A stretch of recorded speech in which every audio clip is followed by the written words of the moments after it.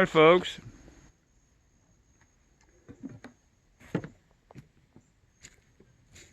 would-be farmer again. This is something like August 4th, maybe? August 4th, 2021. Part 4 or part 5. We got an overcast day today, got some clouds, so we'll be able to do some videoing. Hopefully well, I thought I was appropriately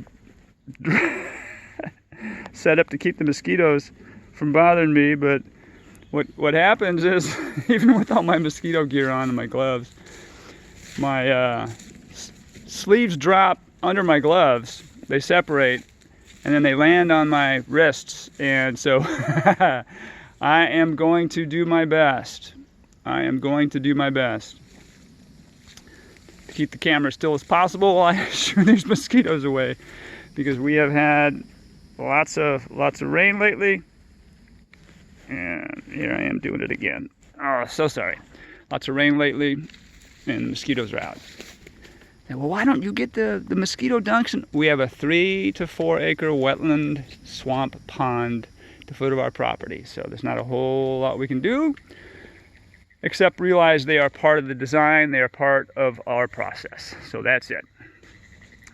They are pollinators. They are part of the food chain. Bats eat them, birds eat them, dragonflies eat them. Yeah, so if we got rid of all the mosquitoes, that would be a problem. They're part of the system. They are natives. Doesn't mean I like them, but they are natives. All right, we are now in the area we specifically refer to as the Garden of Eden. We have so many things planted here now, and so many natives growing. I couldn't possibly list them all, but just in this area as I'm looking around, there's the naturalized ear pod right in front of us. Not a native, but it's been naturalized. It's a nitrogen fixer. Mulberry growing right behind it. In with the mulberry, you can see legume beans, scarlet runner beans I've got there. Right here is a pink guava growing. Now this had some issues here during our winter. It got down to 20 degrees back in here, so it died back. Teaching tool for me.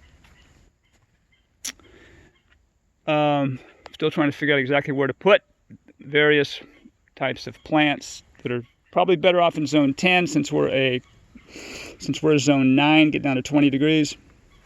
Have to learn better spots for them. Maybe in a more established forest area like under mature oaks, they would do better, and I've got some of those planted up there. This here is a strawberry guava, or some call it cherry guava, and it does much better back here, and I can show you. This is one of the strawberry or cherry guavas, and it is fruiting well, as you can see. So it survived. Mosquitoes, stop. It survived the 20 degrees that we had this winter. Way in the back here, oh, barely see it. We're over here. That's a native Chickasaw plum, but looks like the Biden's alba is supporting it well. I may have to trim that back, make sure it's getting the proper amount of sun and or shade. Because if some of these trees get hit with too much of this Florida July and August sunshine, that's not good, but they need some, so I'll have to evaluate that. I've learned that as well, that following the directions on seed packages or nursery tags aren't always the best move. When something on there says full sun, keep in mind full Kentucky sun is not full Florida sun.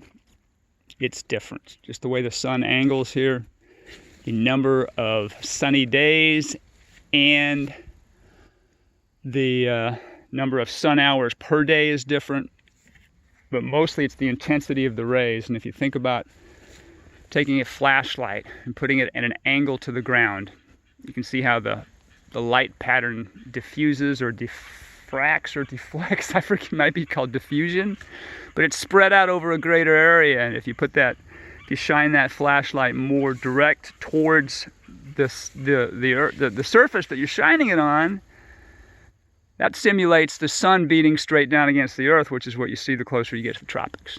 All right, so we've got another mulberry here.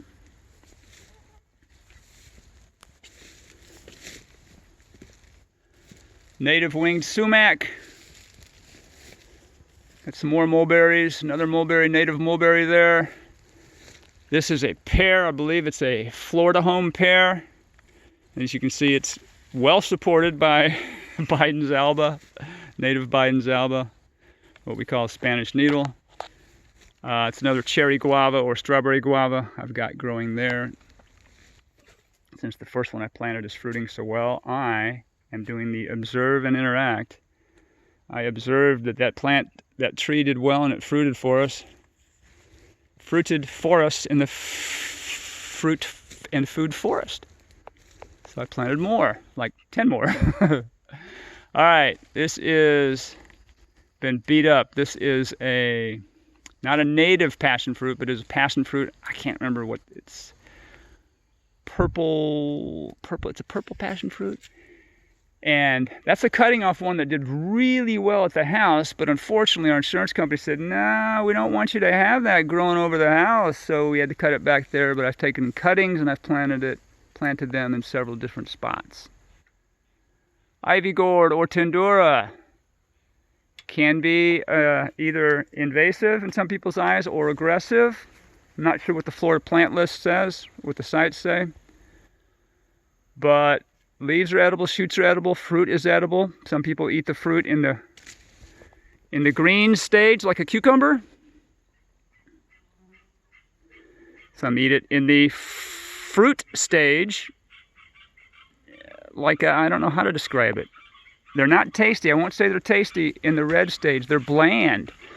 But if I throw 6 or 8 of those in a banana smoothie with strawberries or pineapple or something else, hey, that's calories. And they grow, and they grow, and they grow. I'm trying to keep them away from the house and away from areas where I want to grow other things, because they will take over, as you see. But I want them here. This is fine. And I think they're nice looking. They're beautiful. Ivy gourd, tendura.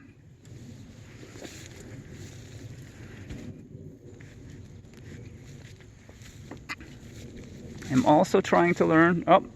Recently planted blackberries in here. I'm trying blackberries for the second time. I've got them growing in here. Here I've got them in about 4 spots. When I first grew them, it may be that the soil wasn't mature enough. It takes a long time to build good soil. I'm realizing that my dumb American mentality of planting an apple tree on Monday and wanting apple pie by the weekend is just silly. But that's kind of the way I've been groomed. We get things fast, out of touch. Simpson stopper. Simpson stopper. Native, edible. Oh, that was smooth. I just tried to stick it in my mouth, and forgetting I had my mosquito thing on. Well, you would have loved to see that, wouldn't you? My mosquito net. Simpson stopper.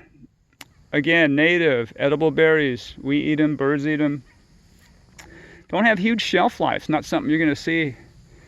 You're not going to see at the farmer's market very often, I don't think.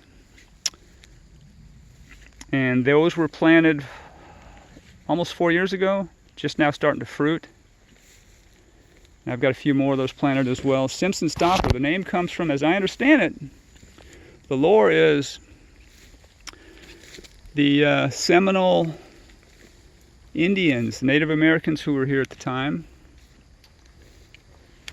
taught the settlers, the European settlers is a term, I think a better term might be colonial invaders. Okay, we'll not go into that chapter during this video. But the settlers or the invaders, Selah, over here, or is that Toby? I think that's Toby. Toby, over here, yo.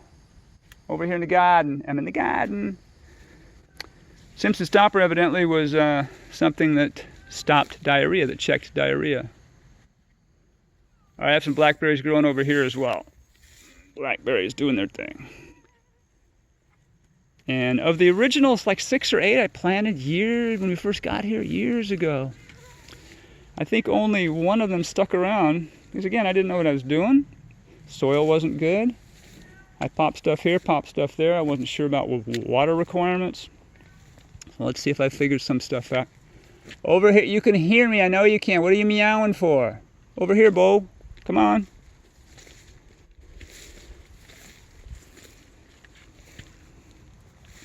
Peach tree, another peach tree to the left.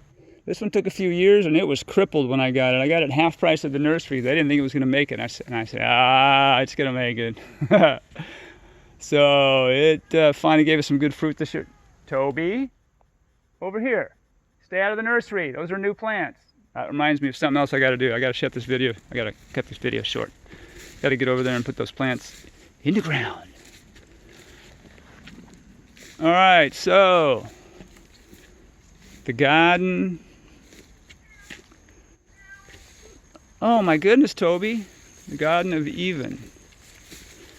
I'm also trying to figure out how to maintain my paths. How much do I chop down? The wider they are, the less likely they will be encumbered with spiders, but spiders are good. I don't need a 6-lane highway if I'm just going to be strumming through with the wheelbarrow, right? Toby, don't knock those plants over. I know you're a cat, and that's your thing, okay? But don't knock those plants over. There's plenty of places to play. Plenty of places. All right, we're going to end this video. I'm going to get something to eat, pull the cat away from the new plants. Bye.